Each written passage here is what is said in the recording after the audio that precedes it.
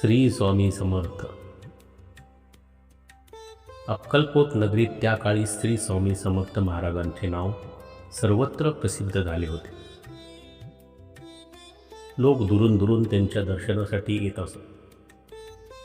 कोणी रोगातून मुक्ती मिळवण्यासाठी येईल, कोणी दुःखातून सुटका मागेल.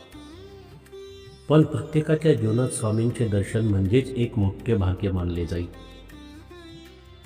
एकदा सोलापूर जिल्ह्यातील एका छोट्या गावात एक शेतकरी राहत होता. त्याचे नाव होते रामचंद्र पाटील. तो अत्यंत श्रद्धाळू पण फार गरीब होता. त्याच्या घरी बायको, 2 मुले आणि म्हातारा वडील एवढेच कुटुंब. शेतात मेहनत करून कसाबसा उदरनिर्वाह चालत होता. पण काही काळानंतर पाऊस न पडल्यामुळे शेत वाळून गेले. कर्ज वाढले, गुरे उपाशी राहू लागली, घरात अन्नधान्य संपले. गावातले लोक म्हणू लागले, रामचंद्रा, स्वामी समर्थाकडे जा, ते साक्षात दत्तावतार आहे. पण रामचंद्र म्हणाला, मी पापी माणूस, माझ्याकडे स्वामी काय पाहतील. तरी त्याच्या बायकोने सांगितले, देवावर विश्वास ठेव, जा स्वामीकडे. शेवटी रामचंद्रने ठरवले, जा, काय होईल ते होऊ दे. तो नंगे पाय चालत निघाला अक्कलकोटकडे. वाटेत ऊन, तहान, भूक, पण मनात फक्त स्वामींचा ध्यास. तो पोहोचला तेव्हा स्वामी वडाच्या झाडाखाली बसले होते. सभोवती भक्तांची गर्दी. कुणी चरण स्पर्श करत होते, कुणी आरती गात होते. रामचंद्र दूर उभा राहिला. स्वामी त्याच्याकडे बघून हसले, म्हणाले, ये रे बंड्या, काय गंमत करतोस, शेत सुकले का रे. हे ऐकून तो थक्क झाला. त्याने चरणी मस्तक ठेवले आणि रडू लागला. स्वामी म्हणाले, जा, शेतात बी पेरा, दत्तात्रय काळजी घेते. रामचंद्र म्हणाला, स्वामी, पाऊस नाही, बियाणे नाही. स्वामी हसून म्हणाले, जा, आज रात्री पाऊस येईल. सर्व भक्तांना वाटले, ही कसली बोलणी. पण स्वामींचे वचन खरे ठरले. त्या रात्री जोरदार पाऊस आला. गावातले सर्व लोक आश्चर्यचकित झाले. दुसऱ्या दिवशी रामचंद्राने शेतात बी पेरले. थोड्या दिवसात शेतात हिरवाई फुलली, पिके भरभरून आली. त्याचे कर्ज फेडले गेले, घरात समाधान फुलले. त्याने ठरवले, आता दरवर्षी स्वामीच्या चरणी जाईल. पुढच्या वर्षी तो अक्कलकोटकडे गेला. स्वामी त्याला ओळखून म्हणाले, हे पाट्या, आटी शिदोरी आणलीस का. तो म्हणाला, हो महाराज, तुमच्यासाठी थोडं दूध आणि साखर आणलं. स्वामी म्हणाले, दे त्या बाळाला देऊन ये. बाजूला बसलेल्या एका भिकाऱ्याला दाखवले. रामचंद्राने मनात विचार केला, हा तर फाटका माणूस, याला का द्यावे. पण तरी तो देऊन आला. स्वामी म्हणाले, आता जा, तुझं पुण्य वाढलं. त्या दिवशी रात्री त्याने स्वप्नात पाहिले. तोच भिकारी तेजस्वी रूप धारण करून म्हणाला, मीच दत्तात्रय आहे, स्वामींच्या आज्ञेवर आलो होतो. रामचंद्राचे डोळे उघडले आणि तो थरथरला. दुसऱ्या दिवशी त्याने सर्वांना ही घटना सांगितली. लोक आश्चर्यचकित झाले. कालांतराने रामचंद्र गावात सर्वांचा आदर्श झाला. तो रोज स्वामींच्या नामस्मरणात वेळ घालवी. कुणाला अडचण आली तर तो म्हणे, स्वामी समर्थ म्हणतात, भिवू नकोस, मी तुझ्या पाठीशी आहे. अशा प्रकारे त्याचे जीवन बदलले. पुढे एकदा गावात महामारी आली. अनेक लोक आजारी पडले. डॉक्टर नव्हते, औषधे कमी होती. रामचंद्राने स्वामींची मूर्ती घरात ठेवून सतत नामजप सुरू केला. म्हणाला, दत्त दत्त जपल्याशिवाय सुटका नाही. काही दिवसांनी आजारी लोक बरे होऊ लागले. गावात कोणीही मृत्युमुखी पडला नाही. सर्वांनी हे स्वामींचे कृपाशक्तीचे चमत्कार मानले. यानंतर अक्कलकोटात अशीच दुसरी घटना घडली. एक श्रीमंत व्यापारी होता, गोविंद शेठ. त्याला अनेक दुकाने, संपत्ती, नोकर चाकर होतं. पण त्याच्या मुलीला एक अज्ञात आजार झाला.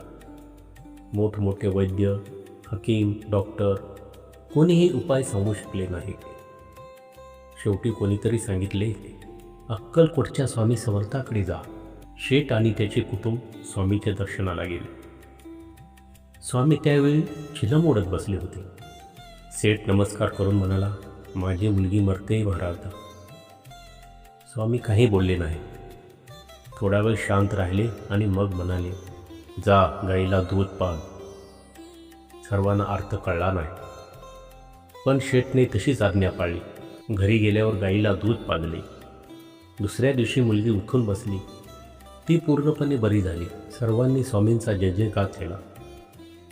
स्वामींच्या अशा असंख्य लीलांनी अक्कलकोट भूमी पवित्र झाली.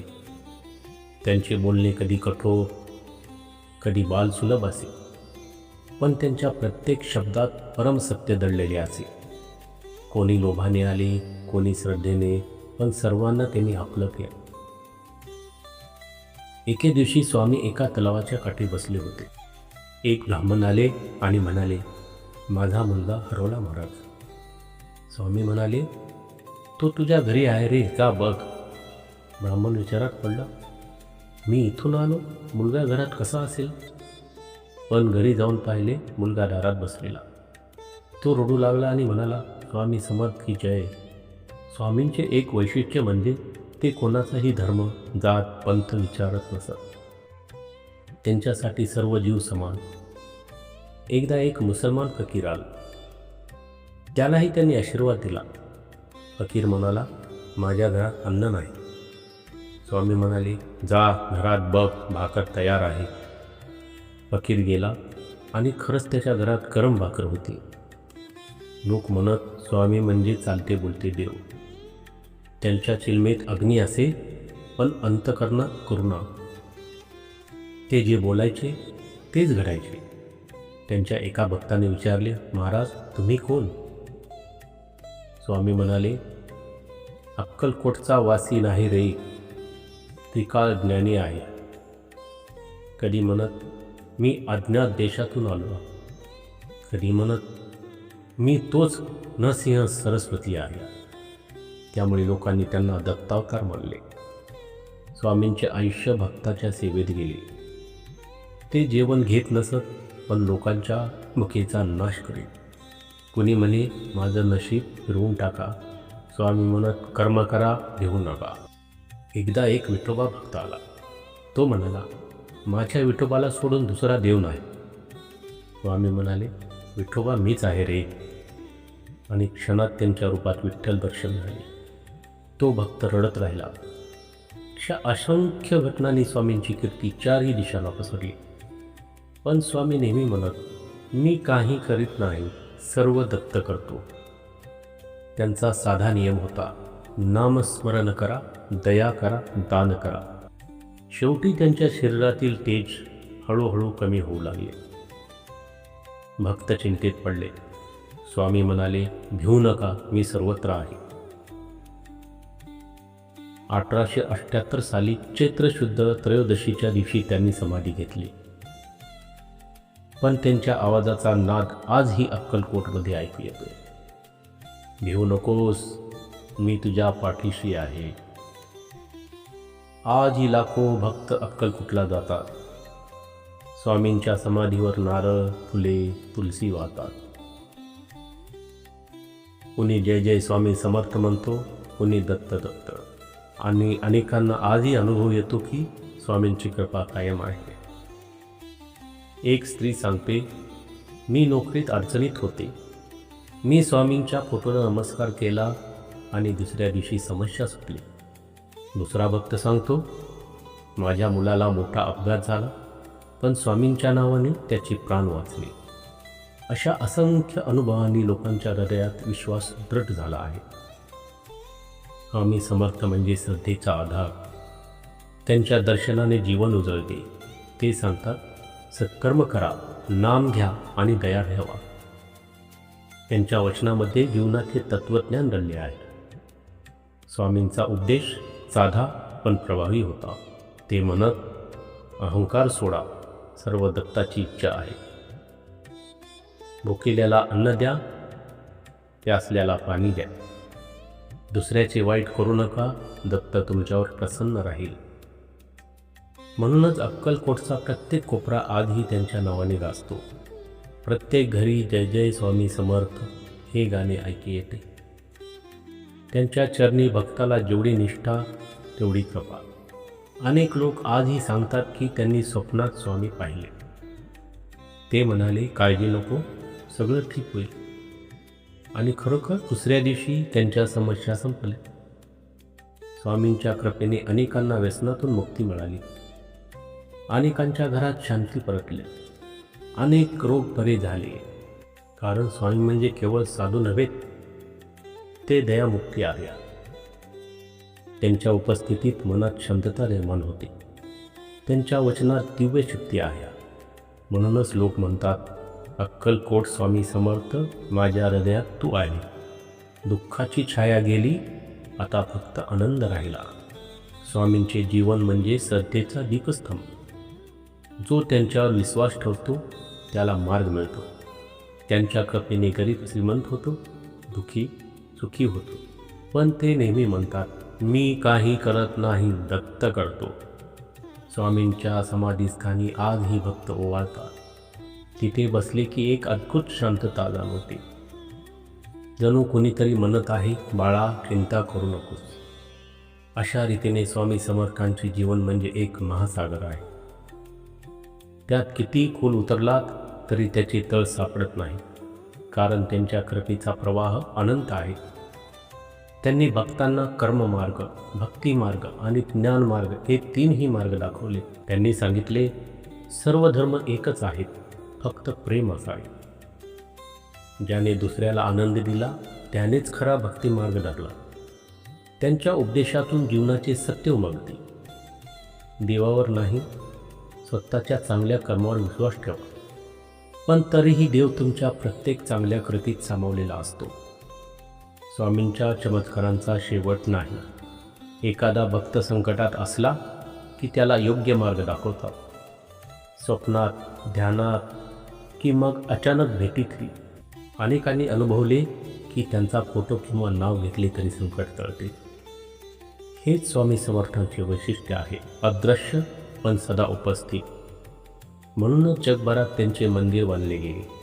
अक्कलकोट, पुणे, मुंबई, नाशिक, नागपूर आणि परदेशातही प्रत्येक ठिकाणी जय जय स्वामी समर्थचा निनाद होतो. त्यांच्या नावाने अन्नछत्र चालतात, गरिबांना मदत केली जाते. त्यांच्या शिकवणीवर अनेक संस्था कार्यरत आहेत. स्वामी म्हणतात, नामस्मरण करा, दत्ताची कृपा होईल. आणि आजही लाखो लोक दररोज स्वामींचे नाव लिहितात. हे नाव म्हणजे औषध, आशा आणि आनंद यांचा संगम आहे. कारण त्यांच्या नावातच शक्ती आहे. ज्यांनी ते अनुभवलं ते कधीच विसरत नाही. स्वामींच्या दर्शनाने आयुष्याला नवा अर्थ मिळतो. जीवनातील अंधार नष्ट होतो. त्यांची कृपा सर्वत्र आहे, घराघरात, मनोमनात. म्हणूनच प्रत्येक भक्त म्हणतो, जय जय स्वामी समर्थ, अक्कलकोट निवास. आजही त्यांच्या पादुकावर नतमस्तक झाल्यावर मन शांत होते आणि वाटते, हो, हेच खरे जीवन आहे, श्रद्धा आणि सेवा.